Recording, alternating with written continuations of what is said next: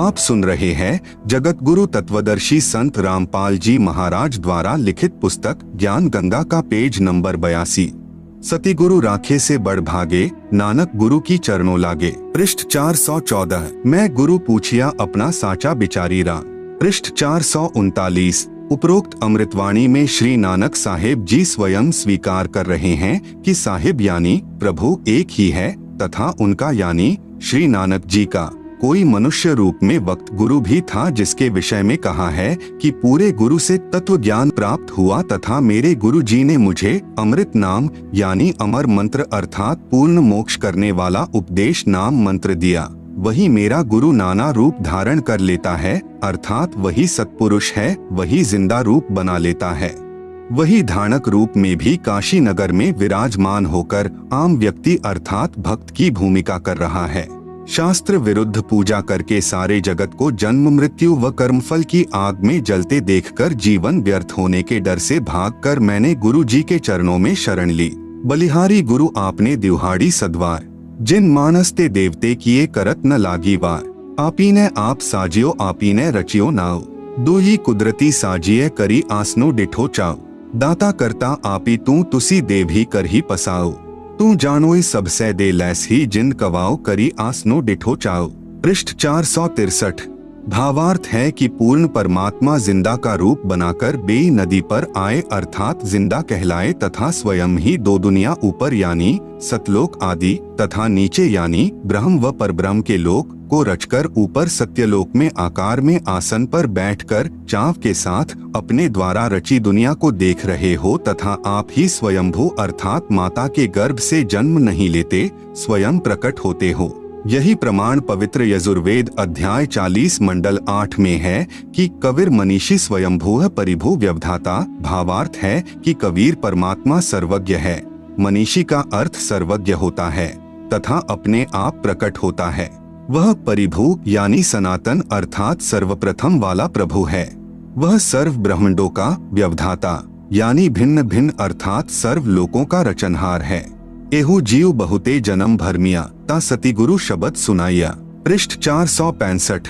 भावार्थ है कि श्री नानक साहेब जी कह रहे हैं कि मेरा यह जीव बहुत समय से जन्म तथा मृत्यु के चक्र में भ्रमता रहा, अब पूर्ण सतगुरु ने वास्तविक नाम प्रदान किया। श्री नानक जी के पूर्व जन्म सतयुग में राजा अम्बरीश, त्रेतायुग में राजा जनक हुए थे और फिर नानक जी हुए तथा अन्य योनियों के जन्मों की तो गिनती ही नहीं है। प्रभु कबीर जी ने स्वामी रामानंद जी को तत्व ज्ञान समझाया।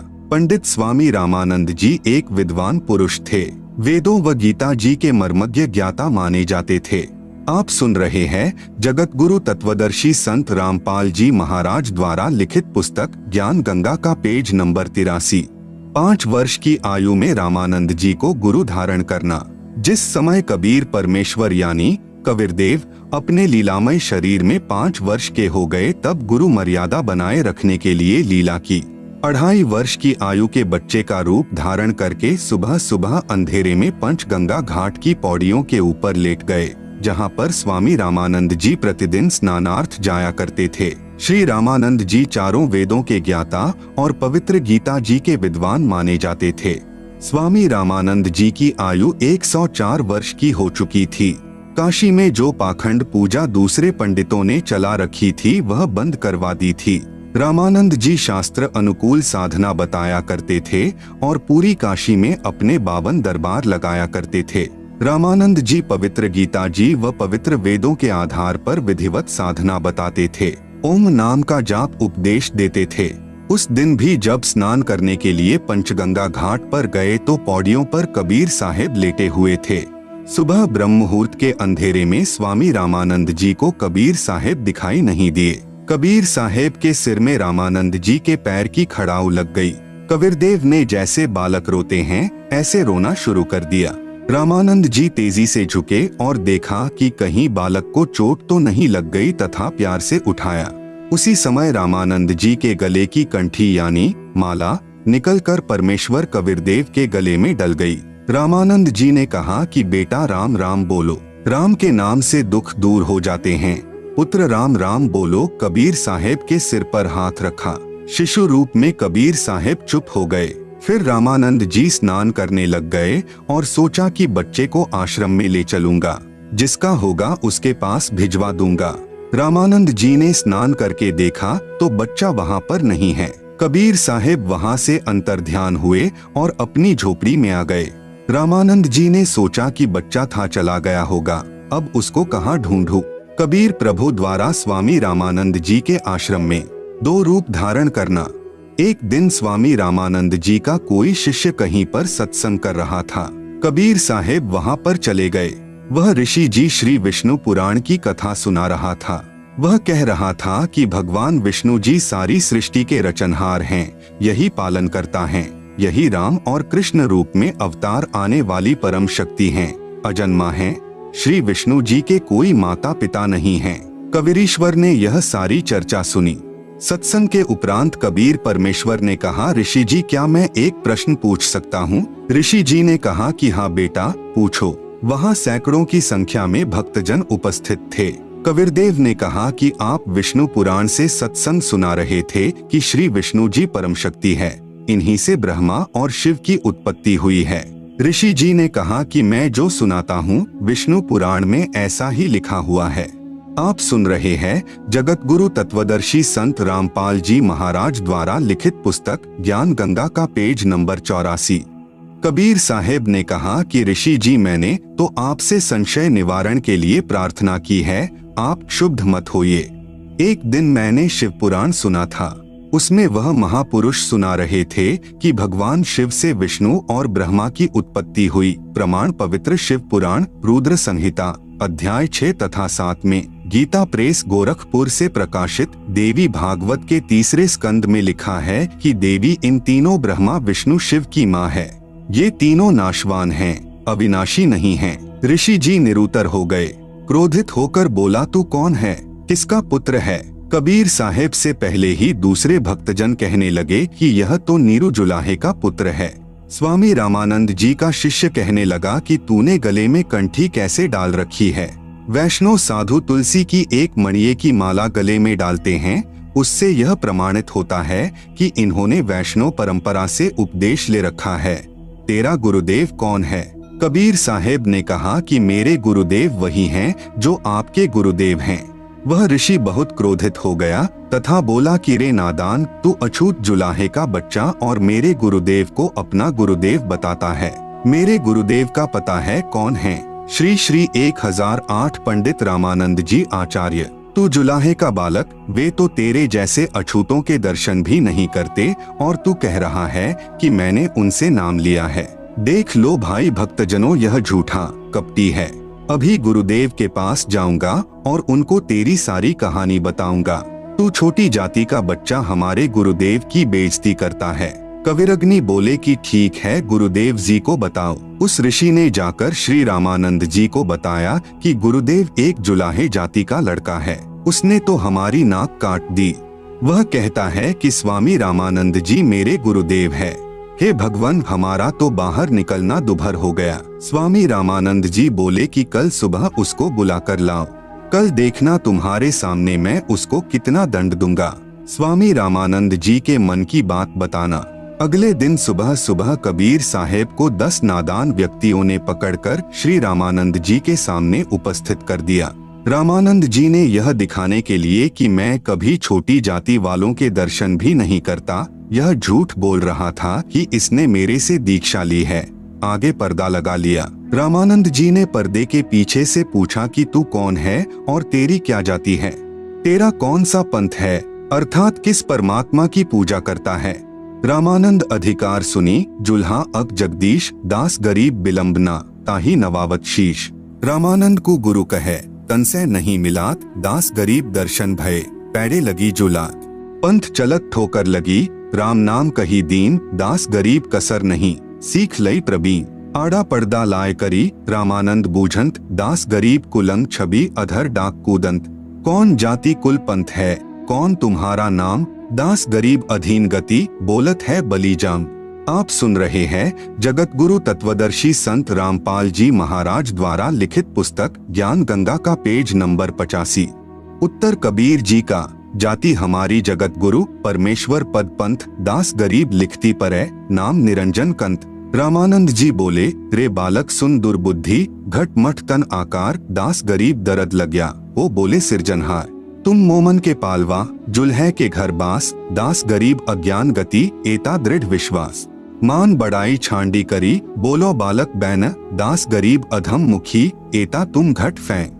तर्क तलु से बोलते रामानंद सुर ज्ञान दास गरीब कुजाती है आखर नीच निदान। परमेश्वर कबीर जी यानी कबीरदेव ने प्रेम पूर्वक उत्तर दिया।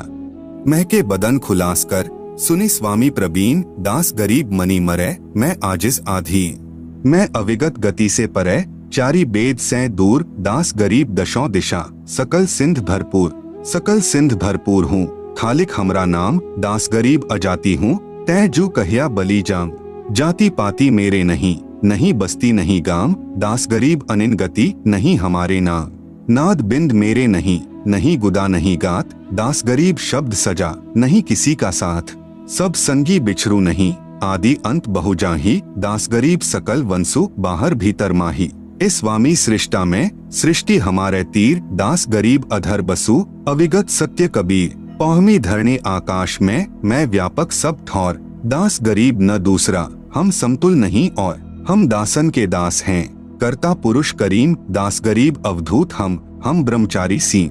सुनी रामानंद राम हम मैं बावन नरसिंह दास गरीब कली कली हम ही से कृष्ण अभंग।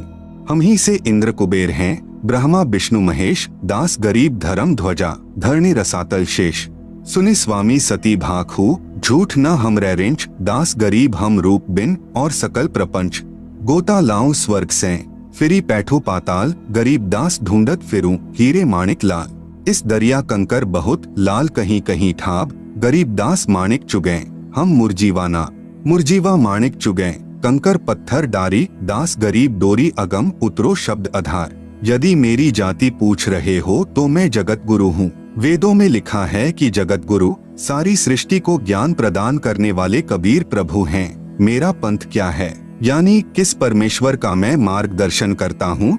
इसके उत्तर में कबीर जी ने कहा मेरा परमेश्वर पंथ है।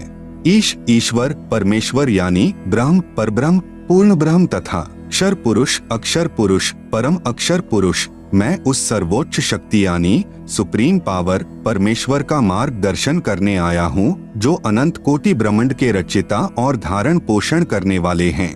वेदों में जिसको कबीरदेव कबीरग्नि आदि नामों से संबोधित किया है। ईश वह अक्षर पुरुष तो ब्रह्म को कहा जाता है जो केवल 21 ब्रह्मांड का स्वामी है। पर ब्रह्म व अक्षर पुरुष को ईश्वर कहा जाता है जो 7 शंख ब्रह्मांडों का स्वामी है तथा परम अक्षर पुरुष को पूर्ण ब्रह्म व परमेश्वर कहा जाता है जो असंख्य ब्रह्मांडों का स्वामी है अर्थात कुल का मालिक है। और इसलिए कबीर जी ने स्वामी रामानंद जी से कहा कि मेरा पंथ परमेश्वर की प्राप्ति वाला है। आप सुन रहे हैं जगत गुरु तत्वदर्शी संत रामपाल जी महाराज द्वारा लिखित पुस्तक ज्ञान गंगा का पेज नंबर 86। गीता अध्याय 15 श्लोक नंबर 17 में लिखा है कि वास्तव में अविनाशी परमेश्वर तो कोई और ही है और वही तीनों लोकों में प्रवेश करके सबका धारण पोषण करता है और वही अविनाशी परमात्मा परमेश्वर इस नाम से जाना जाता है। वह परमेश्वर मैं ही हूँ।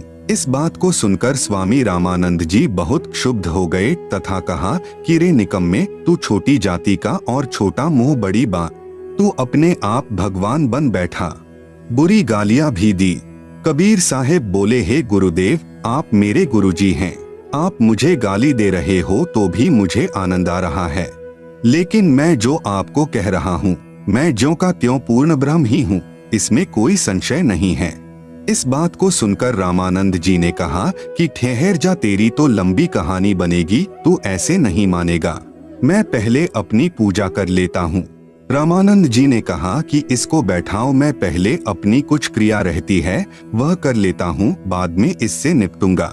स्वामी रामानंद जी क्या क्रिया करते थे? भगवान विष्णु जी की एक काल्पनिक मूर्ति बनाते थे। सामने मूर्ति दिखाई देने लग जाती थी। जैसे कर्मकांड करते हैं, भगवान की मूर्ति के पहले वाले सारे कपड़े उतारकर उनको जल से स्नान करवाकर फिर स्वच्छ कपड़े भगवान ठाकुर को पहनाकर गले में माला डालकर तिलक लगाकर मुकुट रख देते हैं। रामानंद जी कल्पना कर रहे थे। कल्पना करके भगवान की काल्पनिक मूर्ति बनाई।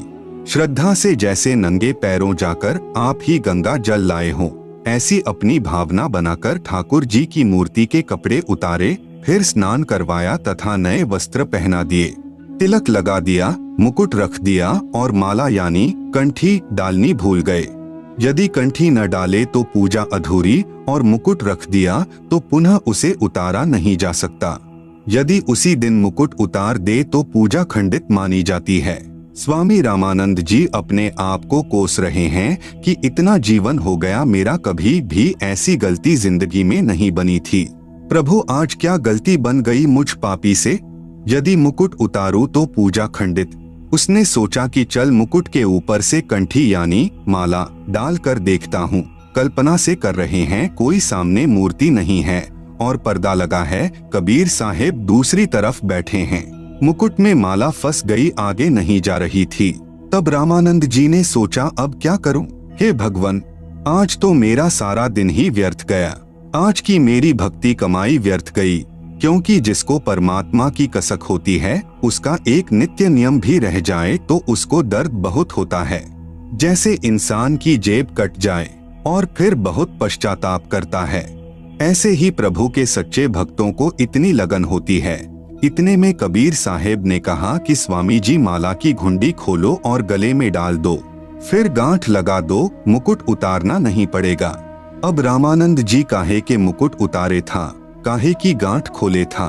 कुटिया के सामने लगा पर्दा भी स्वामी रामानंद जी ने अपने हाथ से फेंक दिया और सारे ब्राह्मण समाज के सामने उस कबीर परमेश्वर को सीने से लगा लिया। रामानंद जी ने कहा कि हे भगवान, आपका तो इतना कोमल शरीर है जैसे रुई हो और मेरा तो पत्थर जैसा शरीर है।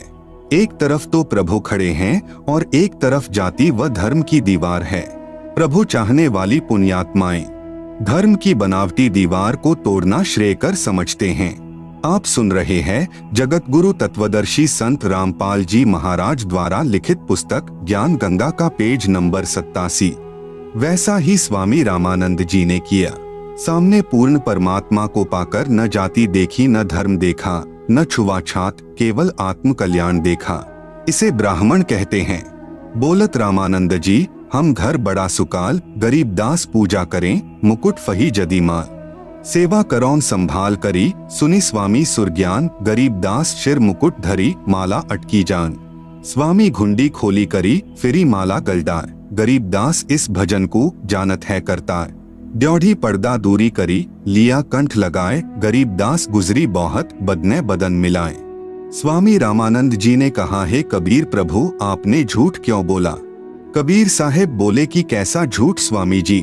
स्वामी रामानंद जी ने कहा कि आप कह रहे थे कि आपने मेरे से नाम ले रखा है। आपने मेरे से उपदेश कब लिया? कबीर साहेब बोले, एक समय आप स्नान करने के लिए पंचगंगा घाट पर गए थे। मैं वहां लेटा हुआ था। आपके पैरों की खड़ाऊ मेरे सिर में लगी थी तो आपने कहा था कि बेटा राम नाम बोलो। रामानंद जी बोले, हाँ, अब कुछ याद आया, परंतु वह तो बहुत छोटा बच्चा था, क्योंकि उस समय 5 वर्ष की आयु के बच्चे बहुत बड़े हो जाया करते थे तथा 5 वर्ष के बच्चे के शरीर तथा 2.5 वर्ष के बच्चे के शरीर में दुगुना अंतर हो जाता है। कबीर साहेब कहने लगे कि स्वामी जी देखो, मैं ऐसा था। स्वामी रामानंद जी के सामने भी खड़े हैं और एक 2.5 वर्षीय बच्चे का दूसरा रूप बनाकर किसी सेवक की वहां पर खटिया बिछी थी उसके ऊपर विराजमान हो गए। अब रामानंद जी ने 6 बार तो उधर देखा और 6 बार उधर देखा, फिर आंखें मलमल कर देखा कि कहीं तेरी आंखें धोखा तो नहीं खा रही हैं।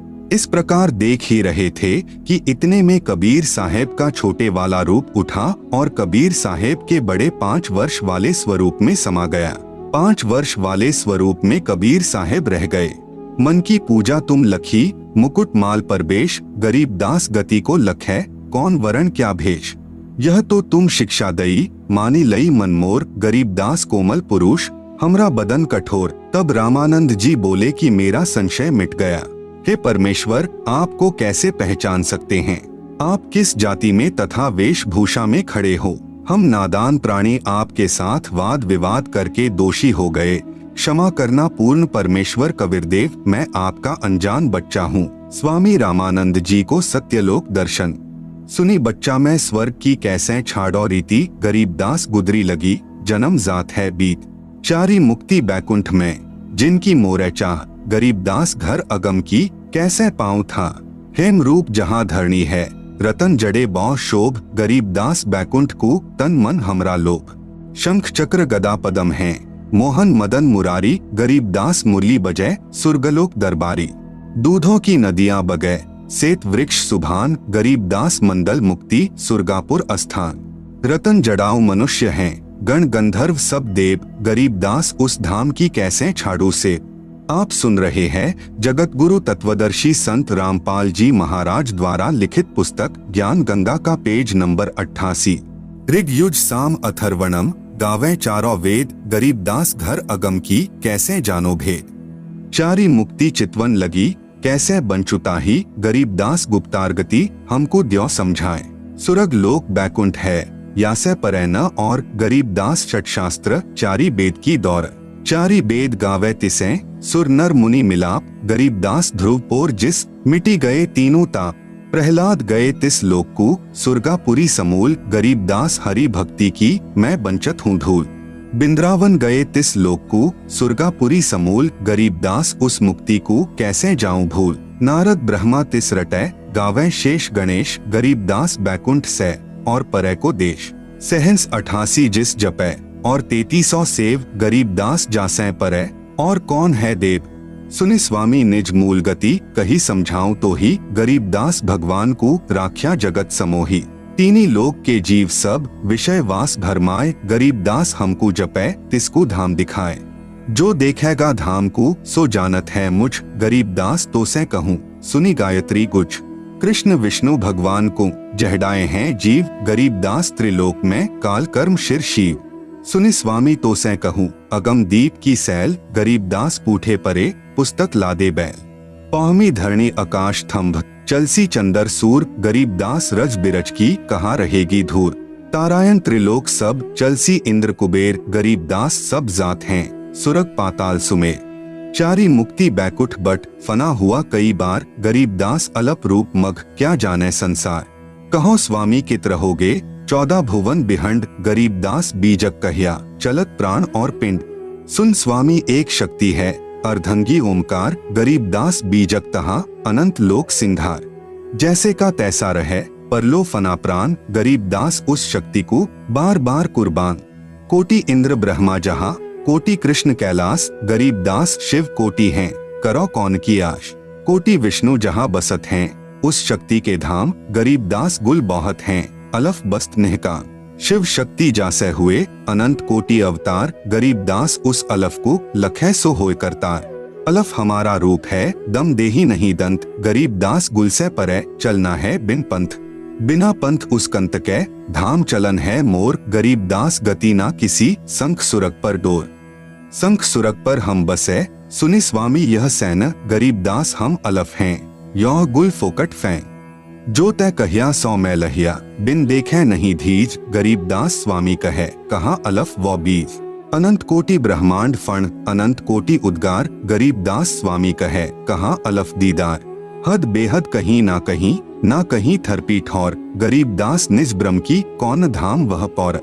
चल स्वामी सर पर चले गंग तीर सुन ज्ञान, गरीबदास बैकुंठ बट कोटि कोटि घट ध्यान। तहाँ कोटि वैकुंठ हैं नक सरवर संगीत, गरीबदास स्वामी सुने जात अनंत जुग बीत। प्राण पिंडपुर में धसो गए रामानंद कोटि, गरीबदास सर सुरग में रहो शब्द की ओट। तहाँ वहाँ चित चक्रित भया देखी फजल दरबार, गरीबदास सिजदा किया हम पाए दीदार। तुम स्वामी मैं बाल बुद्धि भर्म कर्म किए नाश, गरीबदास निज ब्रह्म तुम हमरे दृढ़ विश्वास। सुन बेसुन्न से तुम परे उरे से हमरे तीर, गरीबदास सरबंग में अविगत पुरुष कबीर। कोटि कोटि सिजदे करें कोटि कोटि प्रणाम, गरीबदास अनहद अधर हम पर सैन तुम धाम। सुनि स्वामी एक गलगुज तिल तारी पल जोरी, गरीबदास सर गगन में सूरज अनंत करोरी। आप सुन रहे हैं जगत गुरु तत्वदर्शी संत रामपाल जी महाराज द्वारा लिखित पुस्तक ज्ञान गंगा का पेज नंबर 89। शहर अमान अनंतपुर, रिमझिम होय, गरीबदास उस नगर का मरम न जाने कोय। सुनि स्वामी कैसे लखो, कही समझाऊं तो ही, गरीबदास बिन पर उड़े तन मन शीश न होय। रवनपुरी एक चक्र है, तहाँ धनंजय बाय, गरीबदास जीते जन्म याकू लेत समाये। आसन पदम लगाए कर भिरंग नाद को खैंची, गरीबदास अचवन करे देवदत्त को ऐची। काली ऊन कुलीन रंग जाके 2 फुन धार, गरीबदास कुरम्भ शिर तास करे उद्गार। चिश्मे लाल गुलाल रंग तीनी गिरह नभ पेंच, गरीबदास वह नागनी को होने न देवे रेच। कुंभक रेचक सब करे ऊन करत उद्गार, गरीबदास उस नागनी को जीते कोई खिलार। कुंभ भरे रेचक करे फिर टूटत है पौन, गरीबदास गगन मंडल नहीं होत है रौन। आगे घाटी बंद है इंगला पिंगला दोय, गरीबदास सुषमन खुले तास मिलावा होय। ज्यों का त्यों ही बैठी रहो तजी आसन सब जोग, गरीबदास पल बीच पद सर्व सैल सब भोग। कोटि कोटि बैकुंठ हैं कोटि कोटि शिव शेष, गरीबदास उस धाम में ब्रह्मा कोटि नरेश। अवादान अमानपुर चली स्वामी तहाँ चाल, गरीबदास परलो अनंत बौहरी न झम्पै काल। अमर चीर तहाँ पहरी है अमर हंस सुख धाम, गरीबदास भोजन अजर चल स्वामी निजधाम। बोलत रामानंद जी सुन कबीर करतार, गरीबदास सब रूप में तुम ही बोलनहार। तुम साहिब तुम संत हो तुम सतगुरु तुम हंस, गरीबदास तुम रूप बिन और न दूजा अंश। मैं भक्ता मुक्ता भया किया कर्म कुंद नाश, गरीबदास अविगत मिले मेटी मन की बास। दोहु ठौर है एक तू भया एक से दोय, गरीबदास हम कारणे उतरे हैं मखजोय। गोष्ठी रामानंद से काशी नगर मंझार, गरीबदास जिंद पीर के हम पाए दीदार। बोले रामानंद जी सुनो कबीर सुभान, गरीबदास मुक्ता भये उधरे पिंड अरुप्राण। कबीर साहेब यानी कबीरदेव ने स्वामी रामानंद जी से पूछा कि स्वामी जी आप क्या पूजा करते हो। स्वामी रामानंद जी ने कहा कि मैं वेदों व गीता जी के अनुसार साधना करता हूँ। कबीर साहेब ने पूछा कि वेदों व गीता के आधार से साधना करके किस लोक में जाओगे। स्वामी रामानंद जी ने कहा स्वर्ग में जाऊंगा। कबीर परमेश्वर ने पूछा स्वर्ग में क्या करोगे दाता। रामानंद जी ने कहा कि वहाँ पर बहुत प्यारे भगवान विष्णु जी हैं, उनके दर्शन किया करूंगा और वहाँ पर दूधों की नदी है, वहाँ कोई चिंता नहीं है, कोई फिक्र नहीं है, मैं वहाँ आनंद से रहूंगा। कबीर परमेश्वर ने पूछा कि स्वामी जी कितने दिन रहोगे स्वर्ग में। विद्वान पुरुष थे, उनको ज्ञान था, 2 ही मिनट में समझ गए। स्वामी जी बोले मेरी जितनी भक्ति की कमाई होगी तब तक रहूंगा। कबीर साहेब ने पूछा कि फिर कहाँ जाओगे। रामानंद जी ने कहा न जाने कर्माधार पर कहाँ तथा किस योनि में जन्म होगा। कबीर साहेब ने कहा कि यह साधना तो स्वामी जी आपने असंख्यों बार की है, इससे जीव मुक्त नहीं हो सकता। आप श्री विष्णु जी की साधना करके स्वर्ग लोक में जाना चाहते हो। जो साधक ब्रह्म साधना करके ब्रह्मलोक में जाते हैं वे भी जन्म मृत्यु के चक्र में ही रहते हैं, क्योंकि एक दिन महास्वर्ग जो ब्रह्मलोक में बना है वह भी नष्ट हो जाएगा। गीता जी के 8वें अध्याय का 16वां श्लोक बताता है। स्वामी रामानंद जी तो विद्वान पुरुष थे, उनको तो श्लोक उंगलियों पर याद थे। आप सुन रहे हैं जगत गुरु तत्वदर्शी संत रामपाल जी महाराज द्वारा लिखित पुस्तक ज्ञान गंगा का पेज नंबर 90। स्वामी रामानंद जी ने कहा आप ठीक कहते हो, ऐसा ही लिखा है। कबीर साहेब ने कहा बताओ जी फिर कहाँ रहोगे। न आपके श्री कृष्ण मुरारी ही रहेंगे, ये ब्रह्मा लोक विष्णु लोक आदि के सर्व प्राणी तथा श्री विष्णु जी आदि तीनों देवता भी नष्ट होंगे, फिर आप कहाँ रहोगे गुरुदेव। फिर रामानंद जी विचार करने पर विवश हो गए। परमेश्वर कबीर साहेब जी ने पूछा स्वामी जी गीता जी का ज्ञान किसने बोला। स्वामी रामानंद जी ने उत्तर दिया कि श्री कृष्ण जी ने। परमेश्वर कबीर साहेब जी ने कहा स्वामी जी संक्षिप्त महाभारत द्वितीय खंड पृष्ठ 1531 पुराने वाला तथा 667 नए वाला में लिखा है कि श्री कृष्ण जी तो कह रहे हैं कि अर्जुन मुझे अब वह गीता वाला ज्ञान याद नहीं है, मैं दोबारा वही ज्ञान नहीं सुना सकता। परमेश्वर कबीर साहेब जी ने सर्व प्रमाण बताएं। गीता अध्याय 8 श्लोक 13 में गीता ज्ञान दाता यानी ब्रह्म कह रहा है कि ओम इति एकाक्षरम ब्रह्म व्याहरण माम अनुस्मरण यह प्रयाति त्यजन देहम सहयाति परमाम गतिम। इसका शब्दार्थ है कि गीता बोलने वाला ब्रह्म अर्थात काल कह रहा है कि माम ब्रह्म यानी मुझ ब्रह्म का तो इति यानी यह ओम एकाक्षरम यानी ओम एक अक्षर है, व्याहरण यानी उच्चारण करके, अनुस्मरण यानी स्मरण करने का, यह यानी जो साधक, त्यजन देहम यानी शरीर त्यागने तक अर्थात अंतिम श्वास तक, प्रयाति यानी स्मरण साधना करता है, सह यानी वह साधक ही मेरे वाली, परमाम गतिम यानी परम गति को, याति यानी प्राप्त होता है। भावार्थ है कि श्री कृष्ण जी के शरीर में प्रेतवत प्रवेश करके ब्रह्म अर्थात हजार भुजा वाला ज्योति निरंजन काल कह रहा है कि मुझ ब्रह्म की साधना केवल एक ओम नाम से मृत्यु पर्यंत करने वाले साधक को मुझसे मिलने वाला लाभ प्राप्त होता है, अन्य कोई मंत्र मेरी भक्ति का नहीं है। गीता अध्याय 8 श्लोक 5, 7 तथा 13 में गीता ज्ञान दाता ने अपने विषय में साधना करने को बताया है कि जो मेरी साधना ओम नाम का स्मरण अंतिम श्वास तक करता है वह मुझे ही प्राप्त होगा। इसलिए तू युद्ध भी कर तथा मेरा ओम नाम का स्मरण भी कर, क्योंकि युद्ध हल्ला यानी ऊंचे स्वर से शोर करके किया जाता है। इसलिए कहा है कि ओम नाम का उच्चारण यानी ऊंचे स्वर में शोर करता हुआ स्मरण भी कर तथा युद्ध भी कर। फिर गीता अध्याय 8 श्लोक 6 में कहा है कि यह विधान है कि जो जिस प्रभु का अंत समय में स्मरण करता हुआ शरीर त्यागता है वह उसी को प्राप्त होता है। गीता ज्ञान दाता प्रभु गीता अध्याय 8 श्लोक 8 से 10 तक तीनों श्लोकों में ब्रह्म से अन्य पूर्ण परमात्मा यानी परम दिव्य पुरुष परमेश्वर अर्थात पूर्ण ब्रह्म के विषय में कह रहा है कि यदि कोई उसकी साधना करता हुआ शरीर त्यागता है तो उसी पूर्ण परमात्मा यानी परमेश्वर को ही प्राप्त करता है। उसी से पूर्ण मोक्ष तथा सत्यलोक प्राप्ति तथा परम शांति प्राप्त होती है। इसलिए उस परमेश्वर की शरण में जा। आप सुन रहे हैं जगत गुरु तत्वदर्शी संत रामपाल जी महाराज द्वारा लिखित पुस्तक ज्ञान गंगा का पेज नंबर 91, गीता अध्याय 18 श्लोक 62 से 66 तथा अध्याय 15 श्लोक 4 मैं यानी गीता ज्ञान दाता ब्रह्म भी इसी की शरण हूँ। रामानंद जी ने सर्व प्रमाणों को आंखों देखकर दांतों तले अंगुली दबाई तथा सत्य को स्वीकार किया। कहा कि बच्चा बात तो शास्त्रों की तू सही बता रहा है जो सत्य है, हमारे को किसी ने ऐसा ज्ञान ही नहीं दिया, हम क्या करें। कबीर साहेब ने बताया कि पवित्र गीता जी में ही लिखा है। 8वें अध्याय का 8, 9 और 10 श्लोक तथा अध्याय नंबर 18 का श्लोक नंबर 62 पढ़कर देखो।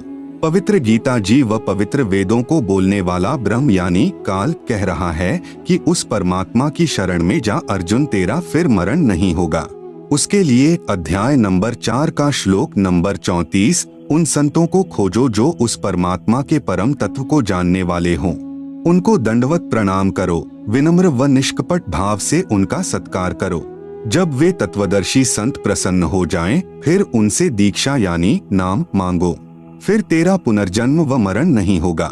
पवित्र गीता अध्याय 15 मंत्र 1 से 4 में कहा है कि यह उल्टा लटका हुआ संसार रूपी वृक्ष है। ऊपर को मूल तो आदि पुरुष अर्थात सनातन परमात्मा है, नीचे को तीनों गुण यानी रजगुण ब्रह्मा, सतगुण विष्णु, तमगुण शिव रूपी शाखाएं हैं। इस पूर्ण संसार रूपी वृक्ष अर्थात पूर्ण सृष्टि रचना को मैं यानी ब्रह्म काल नहीं जानता।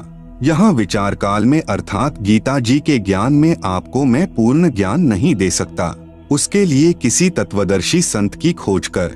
गीता अध्याय 4 मंत्र 34 फिर वह आपको सर्व सृष्टि की रचना का ज्ञान तथा सर्व प्रभुओं की स्थिति सही बताएगा। उसके पश्चात उस परमपद परमेश्वर की खोज करनी चाहिए जिसमें गए साधक का फिर जन्म मृत्यु नहीं होता अर्थात पूर्ण मोक्ष हो जाता है। जिस परमेश्वर ने संसार रूपी वृक्ष अर्थात सर्व ब्रह्मांडों की रचना की है, मैं यानी ब्रह्म काल भी उस परमेश्वर की शरण में हूँ, इसलिए उस परमेश्वर की पूजा करो। स्वामी रामानंद जी बोले कि लिखा तो ऐसा ही है बच्चा, बिल्कुल यूं ही है, लेकिन यह सतलोक न तो किसी से सुना है, जिस कारण अब मेरा मन विश्वास नहीं कर रहा है कि वह सत्य होगा। कबीर साहेब ने पूछा कि आप कैसे साधना करते हो? स्वामी रामानंद जी बोले कि मैंने सारे शरीर को साध रखा है। योग अभ्यास के साथ मैं अंदर कमलों में से गुजरकर त्रिकुटी यानी त्रिवेणी तक पहुंच जाता हूं।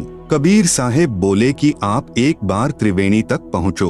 जब रामानंद जी समाधिस्थ हुए, क्योंकि उनका तो प्रतिदिन का अभ्यास था, त्रिवेणी पर जाकर 3 रास्ते हो जाते हैं। प्रत्येक ब्रह्मांड में बने ब्रह्मलोक में प्रवेश करते ही 3 रास्ते हो जाते हैं। इसी प्रकार 20 ब्रह्मांडों के पार 21वें ब्रह्मांड में भी यही व्यवस्था है। एक रास्ता सामने ब्रह्मलोक में बने 3 गुप्त स्थानों को जाता है, जहाँ पर ज्योति निरंजन 3 रूप बनाकर रहता है। सामने का ब्रह्मरंध्र तुम्हारे इस नाम से नहीं खुलेगा, यह ब्रह्मरंध्र भी सतनाम से खुलेगा। कबीर साहेब ने श्वास के द्वारा अपना सतनाम उच्चारण किया, सामने का द्वार खुल गया। कबीर साहेब ने कहा कि अब आपको काल भगवान दिखाता हूँ, जिसको आप निराकार कहते हो, जो गीता में कहता है कि मैं सबको खाऊंगा। आप सुन रहे हैं जगत गुरु तत्वदर्शी संत रामपाल जी महाराज द्वारा लिखित पुस्तक ज्ञान गंगा का पेज नंबर 92। अर्जुन, मैं कभी किसी को दर्शन नहीं देता, मैं कभी किसी के सामने प्रत्यक्ष नहीं होता।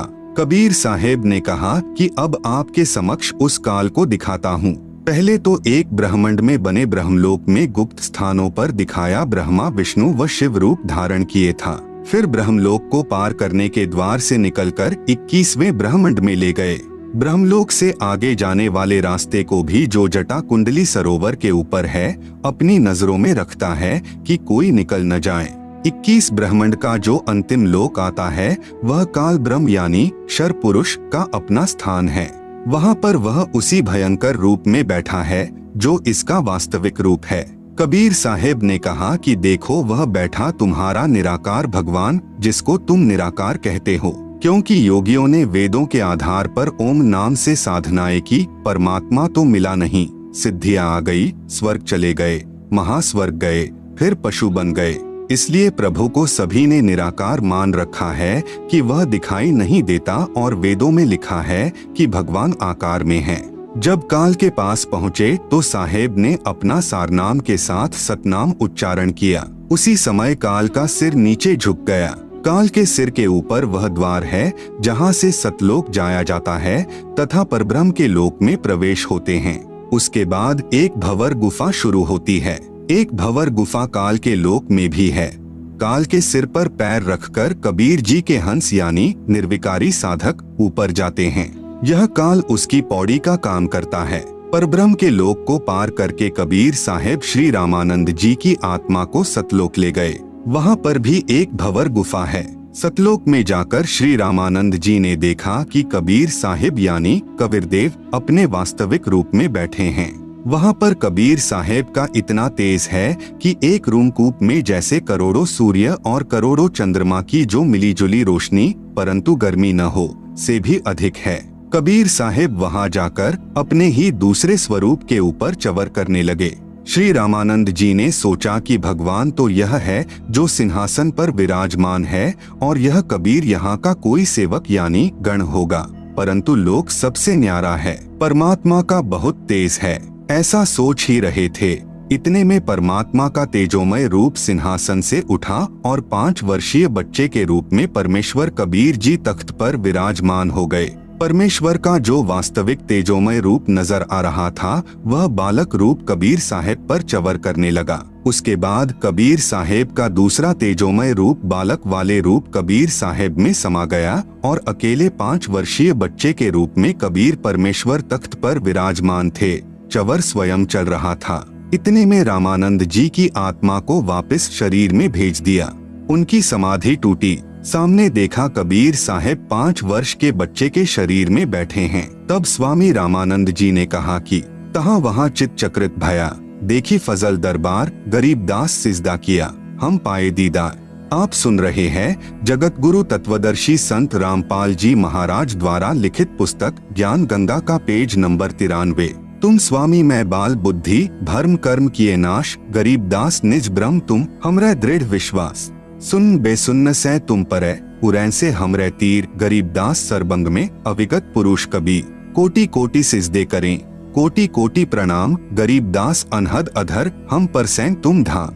बोलत रामानंद जी सुन कबीर करतार, गरीबदास सब रूप में तुम ही बोलनहार। तुम साहिब तुम संत हो, तुम सतगुरु तुम हंस, गरीबदास तुम रूप बिन और न दूजा अंश।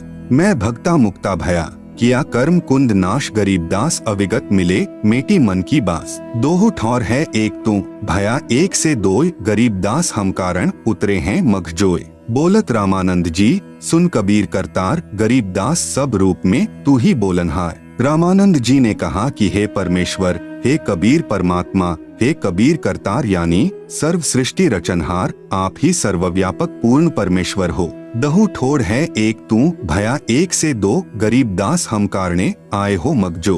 हे परमेश्वर कबीर, आप दोनों जगह सत्यलोक में तथा मेरे समक्ष आप ही हो और एक से दो रूप बनाकर हम तुच्छ जीवों के लिए यहाँ पर आए हो।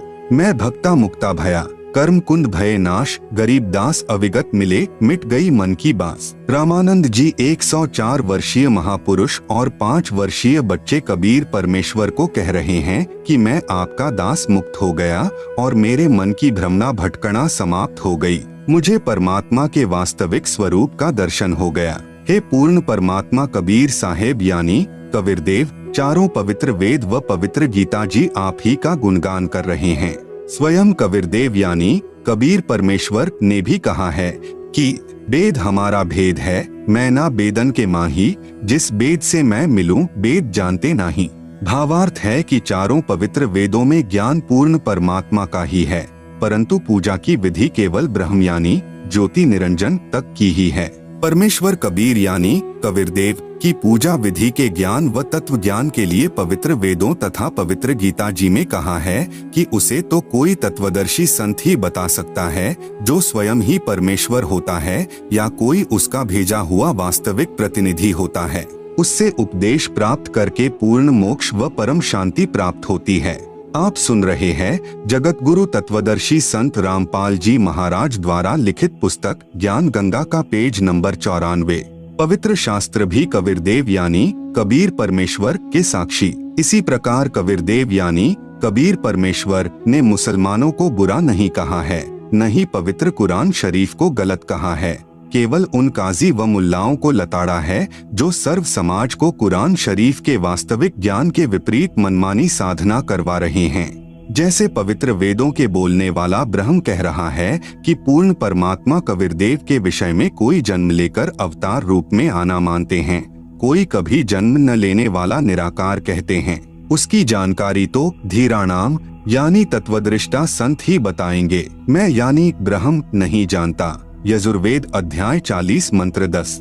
इसी का प्रमाण पवित्र गीता अध्याय 4 श्लोक 34 तथा अध्याय 15 श्लोक 1 से 4 में भी है। जब तक वह तत्वदर्शी संत नहीं मिलेगा तब तक जीव का कल्याण असंभव है। वह संत अब आ गया है। इन तत्वदर्शी संत रामपाल जी को पहचानो। पवित्र कुरान शरीफ में प्रमाण। इसी प्रकार पवित्र कुरान शरीफ के अध्याय सूरत फुरकानी संख्या 25 आयत 52 से 59 में कहा है कि वास्तव में इबादे कबीरा यानी पूजा के योग्य कबीर अल्लाह है। यह कबीर वही पूर्ण परमात्मा है जिसने 6 दिन में सृष्टि रची तथा 7वें दिन तख्त पर जा विराजा। उसकी खबर किसी बा खबर से पूछ देखो। पवित्र कुरान शरीफ को बोलने वाला अल्लाह स्वयं किसी और कबीर नामक प्रभु की तरफ संकेत कर रहा है तथा कह रहा है कि पूर्ण परमात्मा कबीर के विषय में मैं भी नहीं जानता। उसके विषय में किसी तत्वदर्शी संत यानी बाखबर से पूछो। कबीरदेव ने यही कहा था कि मैं स्वयं पूर्ण परमात्मा यानी अल्लाह कबीर अकबरूक हूँ। अपने स्वस्थ ज्ञान का संदेशवाहक रूप में मैं स्वयं ही आया हूँ, मुझे पहचानो। परंतु ऐसे ही आचार्यों ने पहले भी परमेश्वर के वास्तविक ज्ञान को जनता तक नहीं जाने दिया। कहा करते थे कि कबीर तो अशिक्षित है, यह संस्कृत तो जानता ही नहीं, हम शिक्षित हैं। इस बात पर पहले तो भक्तजन गुमराह हो गए थे, परंतु अब सर्व समाज शिक्षित है। इन मार्ग भ्रष्ट आचार्यों की दाल नहीं गल रही, न ही गलेगी। सल्ली अला जग सक दी मुहम्मदिन फिल अजसादी अल्लाहुम्मा सल्ली अला कबीर यानी कबीर मुहम्मद फिल कुबूरी फजाइले जिक्र। नंबर 5 हुजूरे अक़दस सल्लल्लाहु अलैहि वसल्लम का इरशाद है कि कोई बंदा ऐसा नहीं कि ला इलाहा इल्लल्लाह कहे और उसके लिए आसमानों के दरवाजे न खुल जाएं, यहाँ तक कि यह कलिमा सीधा अर्श तक पहुँचता है, बशर्ते कि कबीरा गुनाहों से बचाता रहे। आप सुन रहे हैं जगत गुरु तत्वदर्शी संत रामपाल जी महाराज द्वारा लिखित पुस्तक ज्ञान गंगा का पेज नंबर 95। फ कितनी बड़ी फजीलत है और कबूलियत की इंतहा है कि यह कलीमा बराहे रास्त अर्शे मुअल्ला तक पहुंचता है, और यह अभी मालूम हो चुका है कि अगर कबीरा गुनाहों के साथ भी कहा जाए तो नफा से उस वक्त भी खाली नहीं। मुल्ला अली कारी रह फरमाते हैं कि कबायर से बचने की शर्त कबूल की जल्दी और आसमान के सब दरवाजे खुलने के एताबर से है, वरना सवाब और कबूल से कबायर यानी कबीर के साथ भी खाली नहीं। बाज उलेमा ने इस हदीस का यह मतलब बयान फरमाया है कि ऐसे शख्स के वास्ते मरने के बाद उसकी रूह के एजाज में आसमान के सब दरवाजे खुल जाएंगे। एक हदीस में आया है, 2 कलीमे ऐसे हैं कि उनमें से एक के लिए अर्श के नीचे कोई मुंतहा नहीं, दूसरा आसमान और जमीन को यानी अपने नूर या अपने अज़र से भर दे। एक ला इलाहा इल्लल्लाह है, दूसरा अल्लाहु अकबर यानी कबीर है। पवित्र वेदों में प्रमाण, कबीरदेव अपने ज्ञान का दूत बनकर स्वयं ही आता है तथा अपना स्वस्थ ज्ञान यानी वास्तविक तत्व ज्ञान स्वयं ही कराता है। स्वयं कबीरदेव यानी कबीर परमेश्वर जी ने अपनी अमृतवाणी में कहा है, शब्द अविगत से चलाए कोई मेरा भेद मर्म नहीं पाया, न मेरा जन्म न गर्भ बसेरा, बालक हो दिखलाया, काशी नगर जल कमल पर डेरा, वहाँ जुलाहे ने पाया। मात पिता मेरे कुछ नाही, ना मेरे घर दासी यानी पत्नी, जुल्हा का सुत आन कहाया, जगत करे मेरी हासी। 5 तत्व का धड़ नहीं मेरा, जानो ज्ञान अपारा, सत्य स्वरूपी यानी वास्तविक, नाम साहेब यानी पूर्ण प्रभु का सोई नाम हमारा। अधर द्वीप यानी ऊपर सत्यलोक में, गगन गुफा में तहा निज वस्तु सारा, ज्योत स्वरूपी अलख निरंजन यानी ब्रह्म भी धरता ध्यान हमारा। हाड़ चाम लहुना मेरे कोई जाने सत्य नाम उपासी, तारन तरन अभय पद दाता, मैं हूँ कबीर अविनाशी। उपरोक्त शब्द में कबीर परमेश्वर कह रहे हैं कि न तो मेरी कोई पत्नी है, नहीं मेरा 5 तत्व यानी हाड़ चाम लहू अर्थात नाड़ियों के जोड़ जुगाड़ वाली काया का शरीर है। मैं स्वयंभू हूँ तथा काशी के लहरतारा नामक तालाब के जल में कमल के फूल पर स्वयं प्रकट होकर बालक रूप बनाया था। आप सुन रहे हैं जगत गुरु तत्वदर्शी संत रामपाल जी महाराज द्वारा लिखित पुस्तक ज्ञान गंगा का पेज नंबर 96। वहाँ से मुझे नीरू नामक जुलाहा उठाकर ले गया था, जो वास्तविक नाम परमेश्वर का अर्थात मेरा है। वेदों में कबीरदेव, गुरु ग्रंथ साहिब में हक्का कबीर तथा कुरान शरीफ में अल्लाह कबीरन वही नाम मेरा है। मैं ऊपर रिद्धधाम में रहता हूँ तथा आपका भगवान ज्योति निरंजन यानी ब्रह्म भी मेरी पूजा करता है। इसी का प्रमाण सत्यार्थ प्रकाश 7वें समुल्लास पृष्ठ 152 से 153 दीनानगर पंजाब से प्रकाशित में भी है। स्वामी दयानंद जी ने यजुर्वेद अध्याय 13 मंत्र 4 तथा ऋग्वेद मंडल 10 सूक्त 49 मंत्र 1 का अनुवाद किया है, जिसमें वेदों को बोलने वाला ब्रह्म कह रहा है 5 बराबर ऋग्वेद मंडल 10 सूक्त 49 मंत्र 1 तथा 6 बराबर यजुर्वेद अध्याय 13 मंत्र 4 में हे मनुष्यों, जो सृष्टि के पूर्व सर्व की उत्पत्ति करता तथा सर्व का स्वामी था, है, आगे भी रहेगा, वही सर्व सृष्टि को बनाकर धारण कर रहा है। उस सुख स्वरूप परमात्मा की भक्ति जैसे हम यानी ब्रह्म तथा अन्य देव भी उसी की साधना करते हैं, वैसे ही तुम लोग भी करो। प्रमाण नंबर 1 पवित्र यजुर्वेद अध्याय 29 मंत्र 25 समिद्धोऽद्य मनुष्यो दुरोणे देवो देवान्य जसी जातवेदः आच वह मित्रमहश्चिकित्वान् त्वं दूतः कविर्सि प्रचेताः। समिद्ध अद्यक मनुष्य दुरोणे देवः देवान यज असि जात वेदः आ च वह मित्रमः चिकित्वान त्वं दूतः कविर असि प्रचेता है। अनुवाद अध यानी आज अर्थात वर्तमान में, दुरोणे यानी शरीर रूप महल में दुराचार पूर्वक, मनुष्य यानी झूठी पूजा में लीन मननशील व्यक्तियों को, समिद्ध यानी लगाई हुई आग अर्थात शास्त्र विधि रहित वर्तमान पूजा जो हानिकारक होती है, अग्नि जलाकर भस्म कर देती है, ऐसे साधक का जीवन शास्त्र विरुद्ध साधना नष्ट कर देती है। उसके स्थान पर देवान यानी देवताओं के, देवः यानी देवता, जातवेदः यानी पूर्ण परमात्मा सत्पुरुष की वास्तविक, यज यानी पूजा, असि यानी है, आ यानी दयालु, मित्रमः यानी जीव का वास्तविक साथी पूर्ण परमात्मा के, चिकित्वान यानी स्वस्थ ज्ञान अर्थात यथार्थ भक्ति को, दूतः यानी संदेशवाहक रूप में, वह यानी लेकर आने वाला, च यानी तथा, प्रचेताः यानी बोध कराने वाला, त्वम यानी आप, कबीरदेव अर्थात कबीर परमेश्वर यानी कबीर, असी यानी है। भावार्थ, जिस समय भक्त समाज को शास्त्र विधि त्याग कर मनमाना आचरण यानी पूजा कराया जा रहा होता है, उस समय कबीरदेव यानी कबीर परमेश्वर तत्व ज्ञान को प्रकट करता है।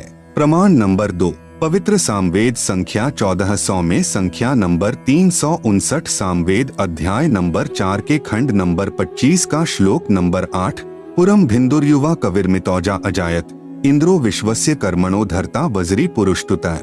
पुराम भिन्दुः युवा कविर अमित औजा अजायत, इंद्र विश्वस्य कर्मणः धर्ता वज्री पुरुषतुतः। आप सुन रहे हैं जगत गुरु तत्वदर्शी संत रामपाल जी महाराज द्वारा लिखित पुस्तक ज्ञान गंगा का पेज नंबर 97। शब्दार्थ, युवा यानी पूर्ण समर्थ, कबीर यानी कबीरदेव अर्थात कबीर परमेश्वर, अमितौजा यानी विशाल शक्ति युक्त अर्थात सर्वशक्तिमान है, अजायत यानी तेजपुंज का शरीर मायावयी बनाकर, धरता यानी प्रकट होकर अर्थात अवतार धार कर, वज्री यानी अपने सत्य शब्द व सत्य नाम रूपी शस्त्र से, पुराम यानी काल ब्रह्म के पाप रूपी बंधन रूपी कीले को, भिन्दुः यानी तोड़ने वाला, टुकड़े टुकड़े करने वाला, इंद्र यानी सर्व सुखदायक परमेश्वर, विश्वस्य यानी सर्व जगत के सर्व प्राणियों को, कर्मण है यानी मनसा वाचा कर्मणा अर्थात पूर्ण निष्ठा के साथ अनन्य मन से धार्मिक कर्मों द्वारा सत्य भक्ति से, पुरुषतुतः यानी स्तुति उपासना करने योग्य है। जैसे बच्चा तथा वृद्ध सर्व कार्य करने में समर्थ नहीं होते, जवान व्यक्ति सर्व कार्य करने की क्षमता रखता है, ऐसे ही परब्रह्म ब्रह्म व त्रिलोकीय ब्रह्मा विष्णु शिव तथा अन्य देवी देवताओं को बच्चे तथा वृद्ध समझो, इसलिए कबीर परमेश्वर को युवा की उपमा वेद में दी है। भावार्थ, जो कबीरदेव यानी कबीर परमेश्वर तत्व ज्ञान लेकर संसार में आता है, वह सर्वशक्तिमान है तथा काल यानी ब्रह्म के कर्म रूपी किले को तोड़ने वाला है, वह सर्व सुखदाता है तथा सर्व के पूजा करने योग्य है। संख्या नंबर 1400 सामवेद उतार्चिक अध्याय नंबर 12 खंड नंबर 3 श्लोक नंबर 5। भद्रा वस्त्रा समन्यावसानो महान कविर्निवचनानि शंसन, अवच्यस्व चंबोह पूयमानो विचक्षणो जागृविर्देवीत। भद्रा वस्त्रा समन्या वसनः महान कविर्निवचनानि शंसन, आवच्यस्व चंबोह पूयमानः विचक्षणः जागृव्यः देववीत।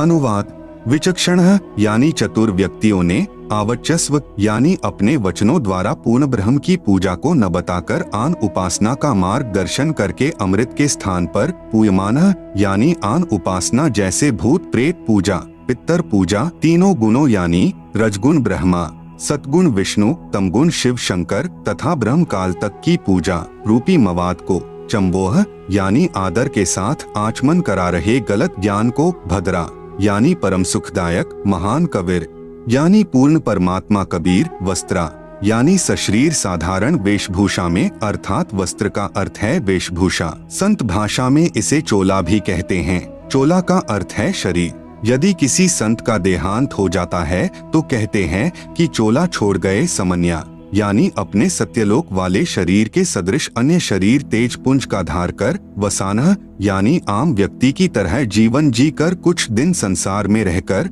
निवचनानी यानी अपनी शब्दावली आदि के माध्यम से सत्य ज्ञान, शंसन यानी वर्णन करके, देव यानी पूर्ण परमात्मा के, वीतो यानी छिपे हुए सरगुण निर्गुण ज्ञान को, जागृव्यः यानी जागृत करते हैं। भावार्थ, शास्त्र विधि विरुद्ध साधना रूपी मवाद अर्थात घातक साधना पर आधारित भक्त समाज को कबीरदेव यानी कबीर परमेश्वर तत्व ज्ञान समझाने के लिए यहाँ संसार में प्रकट होता है। उस समय अपने तेजोमय शरीर पर अन्य शरीर रूपी वस्त्र यानी हल्के तेज का पहन कर आता है, क्योंकि परमेश्वर के वास्तविक तेजोमय शरीर को चर्म दृष्टि से नहीं देखा जा सकता। कुछ दिन आम व्यक्ति जैसा जीवन जीकर लीला करता है तथा परमेश्वर को यानी अपने को पाने वाले ज्ञान को उजागर करता है। आप सुन रहे हैं जगत गुरु तत्वदर्शी संत रामपाल जी महाराज द्वारा लिखित पुस्तक ज्ञान गंगा का पेज नंबर 98। ऋग्वेद मंडल 9 सूक्त 96 मंत्र 17। शिशुम जज्ञानम हर्यतम मृजंती शुंभंती वहनी मरुतो गणे कविर्गिभ्यः काव्येना कवियः संत सोमः पवित्रमत्येति रेभन। शिशुम जज्ञानम हर्यतम मृजंती शुंभंती वहिन मरुतः गणेन कविर्गीर भी काव्येना कविर संत सोमः पवित्रम अत्येति रेभन। अनुवाद। पूर्ण परमात्मा हर्य शिशुम यानी विलक्षण मनुष्य के बच्चे के रूप में जज्ञानम यानी जानबूझकर प्रकट होता है तथा अपने तत्व ज्ञान को तम यानी उस समय मृजंती यानी निर्मलता के साथ, शुंभंती यानी उच्चारण करता है, वहनीय यानी प्रभु प्राप्ति की लगी विरह अग्नि वाले, मरुतः यानी भक्त, गणेन यानी समूह के लिए, काव्येना यानी कविताओं द्वारा कवित्व से, पवित्रम अत्येति यानी अत्यधिक वाणी निर्मलता के साथ, कबीर गीर भी यानी कबीर वाणी अर्थात कबीर वाणी द्वारा, रेभन यानी ऊंचे स्वर से संबोधन करके बोलता है, कबीर संत सोमः यानी वह अमर पुरुष अर्थात सत्पुरुष ही संत अर्थात ऋषि रूप में स्वयं कबीरदेव ही होता है। परंतु उस परमात्मा को न पहचानकर कवि कहने लग जाते हैं, परंतु वह पूर्ण परमात्मा ही होता है। उसका वास्तविक नाम कबीरदेव है। भावार्थ। ऋग्वेद मंडल नंबर 9 सूक्त नंबर 96 मंत्र 16 में कहा है कि आओ पूर्ण परमात्मा के वास्तविक नाम को जाने। इस मंत्र 17 में उस परमात्मा का नाम व परिपूर्ण परिचय दिया है। वेद बोलने वाला ब्रह्म कह रहा है कि पूर्ण परमात्मा विलक्षण मनुष्य के बच्चे के रूप में प्रकट होकर कबीरदेव अपने वास्तविक ज्ञान को अपनी कबीर वाणी के द्वारा निर्मल ज्ञान अपने हंसात्माओं अर्थात पुण्यात्मा अनुयायियों को कविताओं लोकोक्तियों के द्वारा संबोधन करके अर्थात उच्चारण करके वर्णन करता है। इस तत्व ज्ञान के अभाव से उस समय प्रकट परमात्मा को न पहचान कर केवल ऋषि व संत या कवि मान लेते हैं। वह परमात्मा स्वयं भी कहता है कि मैं पूर्ण ब्रह्म हूँ, परंतु लोक वेद के आधार से परमात्मा को निराकार माने हुए प्रजाजन नहीं पहचानते। जैसे गरीबदास जी महाराज ने काशी में प्रकट परमात्मा को पहचानकर उनकी महिमा कही तथा उस परमेश्वर द्वारा अपनी महिमा बताई थी, उसका यथावत वर्णन अपनी वाणी में किया। गरीब जाति हमारी जगत गुरु परमेश्वर है, पंथ दास गरीब लिख पड़े नाम निरंजन कंत। गरीब हम ही अलख अल्लाह है, कुतुब गोस और पीर, गरीब दास खालिक धनी हमरा नाम कबीर। गरीब ऐ स्वामी सृष्टा में, सृष्टि हमरे तीर, दास गरीब अधर बसु अविगत सत कबीर। इतना स्पष्ट करने पर भी उसे कवि या संत भक्त या जुलाहा कहते हैं, परंतु वह पूर्ण परमात्मा ही होता है। उसका वास्तविक नाम कबीरदेव है। वह स्वयं सत्पुरुष कबीर ही ऋषि या संत रूप में होता है, परंतु तत्व ज्ञानहीन ऋषियों व संतों गुरुओं के अज्ञान सिद्धांत के आधार पर आधारित प्रजा उस समय अतिथि रूप में प्रकट परमात्मा को नहीं पहचानते, क्योंकि उन अज्ञानी ऋषियों संतों व गुरुओं में परमात्मा को निराकार बताया होता है।